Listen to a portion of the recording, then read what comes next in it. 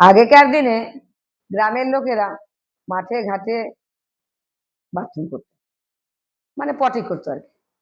তাই এক মহিলা পটি করতে গেছে ফুল গাছতলায়, দেখে দূরে একটা শুকনো পটির মধ্যে ফুল পড়ে রয়েছে। তাই দেখতে দেখতে সে আর লোভ সামলাতে পারলো না, ফুলটা তুলে ধুয়ে খেয়ে নিয়েছে। এবার পাশের গ্রামে রাত্রিবেলা কীর্তন হচ্ছে। তা ভদ্রমহিলা বললো, আজ যাই একটু কীর্তন শুনে আসি। এবার কীর্তন শুনতে গেছে। এবার যিনি গাইছেন তিনি বংশ মানে তো কুল, সেই কুল বোঝাতে গিয়ে তিনি বারবার বলছেন, তোর কুলের কথা বলে দেব, তোর কুলের কথা বলে দেব।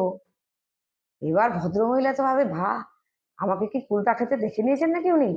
ভাই তিনি থাকতে থাকতে আর সহ্য করতে না পেরে বলে বসলেন, কি বলবি কি বলবি, আমি কুলটা তুলে খেয়েছি তো, বলে দিবি? তাই বলে সবাই অবাক হয়ে গেল। সবাই অবাক হয়ে যে যার মতো বলা বলি করছে, কি হয়েছে কি হয়েছে। তারপরে শেষে বলছে, কি হয়েছে? তখন ভদ্রমহিলা বলে, আমি পটি করতে গিয়ে পটি থেকে একটা কুল তুলে খেয়েছি, তাই উনি বলে দেবেন? এটা কি উচিত বলুন তো আপনারা? আই শুনে সবার কি হাসি।